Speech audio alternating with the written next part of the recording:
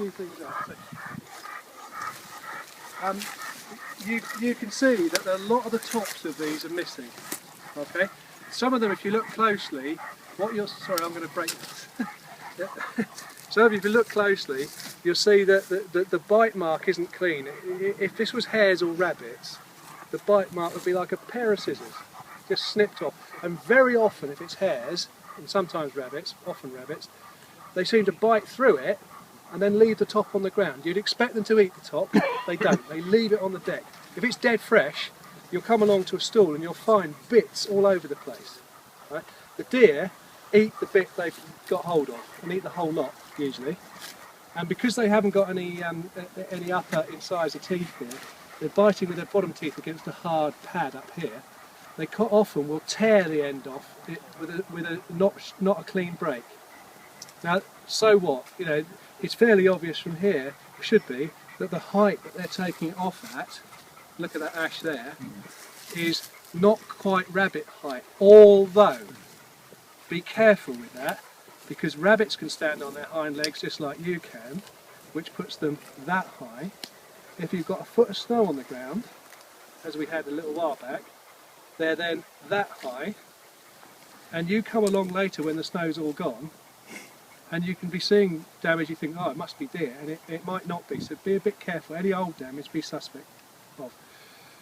The other thing is, I said before, that ash is most definitely preferred over hazel.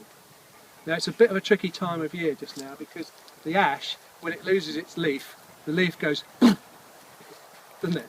Hazel hangs on to it for ages and ages and ages, and then gradually they fall off.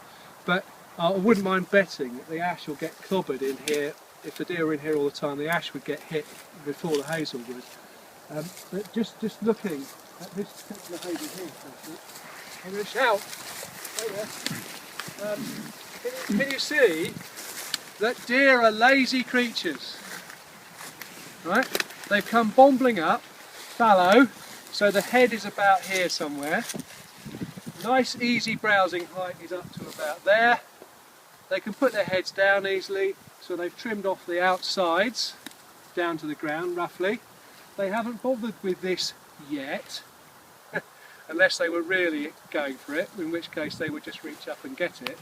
But can you see, just looking at that from your distance, can you see very clearly how they've trimmed it off at convenient deer height, and, importantly, that the stuff on the inside isn't touched, because they can't be bothered, because looking around there's tons of other stuff they can get at more easily than having to poke their heads in there.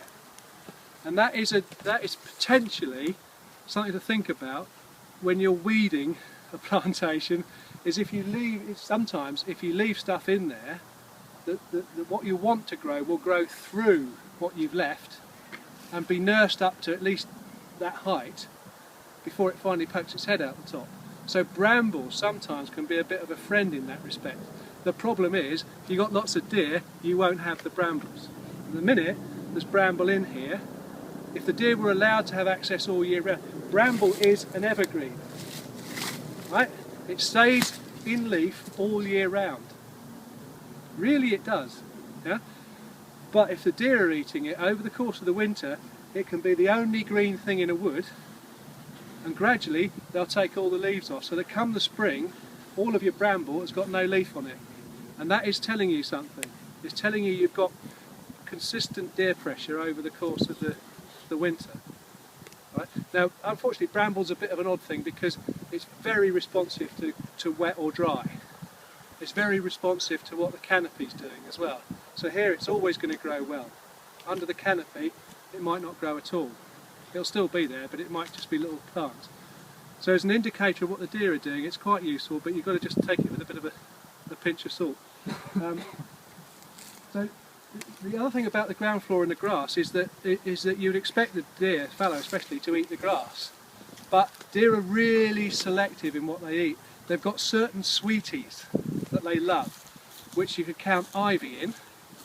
Ivy, if you see a browse line up an oak tree or whatever, and you see that the deer have eaten all the ivy leaves off up to a certain height, that will always happen almost regardless of how many deer there are, because they love it, so they'll go and seek it out. Yeah? There are certain other plants that deer hate, very few of them, one of which is wood spurge. They won't touch that. So if you've got long-term deer grazing, you'll get the grasses still there because it can compete with the grazing pressure. That's why we grow grass for livestock. Yeah? And you'll get a lot of things like ragwort, although they will eat ragwort, and things like wood spurge left. And some of the sedges as well, the pendulous sedge, the big tall graceful one, they tend not to like very much. Some of the wood sedges they love.